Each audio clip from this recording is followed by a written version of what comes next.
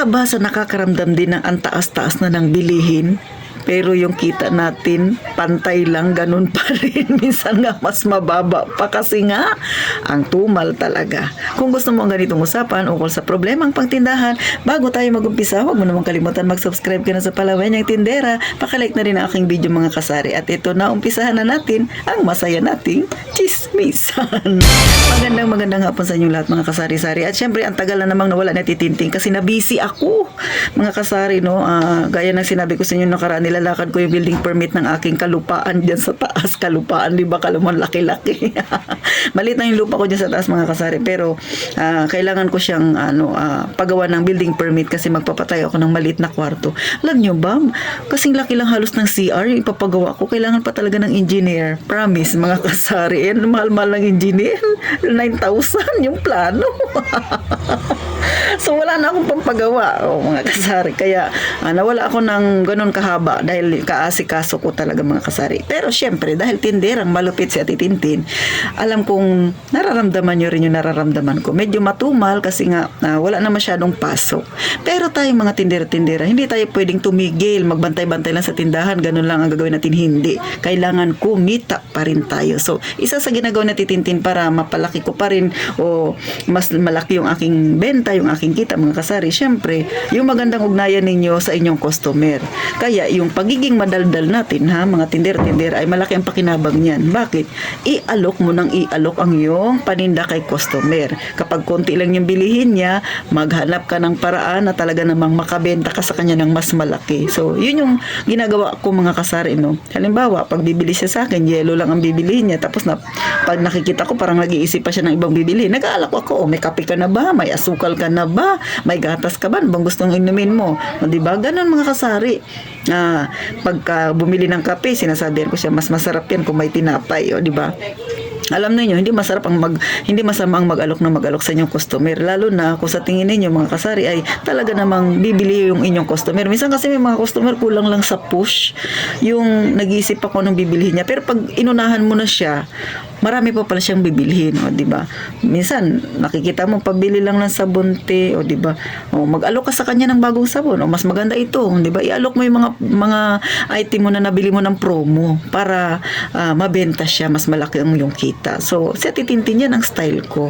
Alam nyo, huwag kayo masyadong mag-isip ng mga negative na, ay, wala masyadong pasok na natitintin, mahina. Well, totoo naman. Pero, pagka kasi ganyan yung lagi na yung inisip sa inyong tindahan na mahina, maghina talaga, mga kasari. Kailangan positibo kayo. Pag sinabi ninyo, ngayong araw na to kikita ako ng malaki, panindigan ninyo, mag-sales stock kayo. Yun yung pwede ninyong gawin. At syempre, mag-isip ng mga paninda. Ano ba yung paninda na wala sa inyo na hinahanap ni customer, di ba? Bumili ka ng pakunti-kunti para pag bumalik si customer na hinahanap niya ulit yung ganong paninda, abay meron ka nang mai-offer. So, isa yan sa pwede ninyong gawin sa inyong tindahan. So, kung may ginagawa tayo para mapalaki ang ating benta, ito naman yung huwag nating gawin kasi baka mamaya humina ang benta mga kasari. O kaya ikaw yung dahilan bakit hindi ka kumikita. So, ano ito? Iwasan natin yung gumaya tayo kung ano yung paninda ng kabilang tindahan na kakompetensya mo. Halimbawa, may nakita ka na bago niyang paninda, tapos nakita mo ay mabenta sa kanya, magaya nga. Hindi naman masama ang gumaya, no? Pero make sure mo mga kasari na pag ginaya mo yung paninda mo na yan, sigurado kang kikita. Kasi kadalasan sa ating mga tindero-tindera, no, lalo na kung tabi-tabi tayo yung mga tindahan natin, tapos nakikita mo namili yung kakompetensya mo bago may nakita ka na bago niyang paninda. Yung iba kasi ginagaya nila.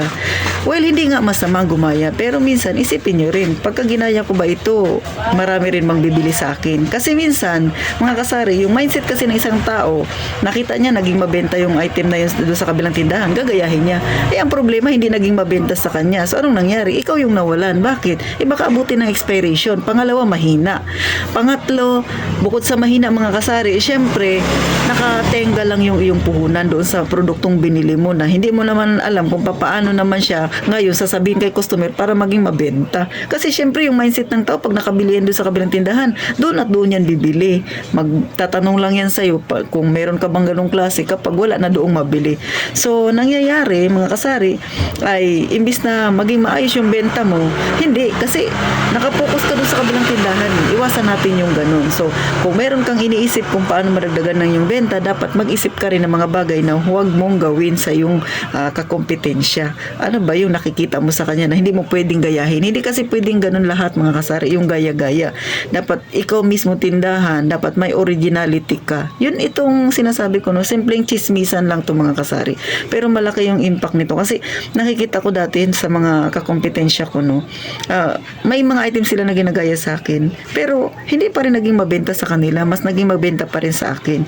Pero may mga times, syempre mga kasari, na hindi siya ganun kabenta, may ibang paninda naman na mas nagiging mabenta. O bakit ko nasabi? Syempre, personal experience ko, no, katulad dati mga kasari, nagbenta ako ng bigas. So, unang benta kong bigas, 2 variety.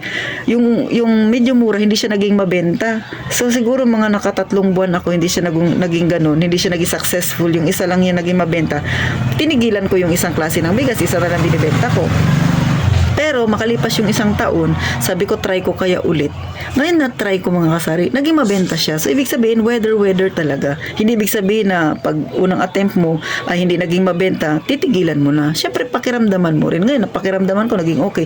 Mas magiging mabenta na siya. So mas naging malaki yung aking benta. Ito sinasabi ko sa inyo mga kasari, personal experience ko siya na pwede nyong gayahin, pwede rin namang hindi. Pero syempre, ang gawin natin ay ikaw mismo tindera. Alam mo yung kakayahan mo. Ito sa akin, share ko lang sa inyo yung aking journey kasi nga alam ko yung ganitong panahon, ito yung panahon na patumal ng patumal. Try nyo rin, baka sakaling maging epektibo sa inyo. Kung naging epektibo sa akin, baka maaring mangyari din sa inyo. Kung hindi naman naging epektibo, hanap ka ng ibang paraan. Hindi pwede yung tunganga lang tayo mga kasari, or lagi lang natin inisip na naku atitin, wala talaga, matumal na talaga. Ay di tumal na talaga yan. Tandaan, ang iyong tindahan, kung ano yung ginagawa mo, yun din yung ibubunga niyan. Kaya kung malungkot ka, maglungkot-lungkot din yung tindahan mo.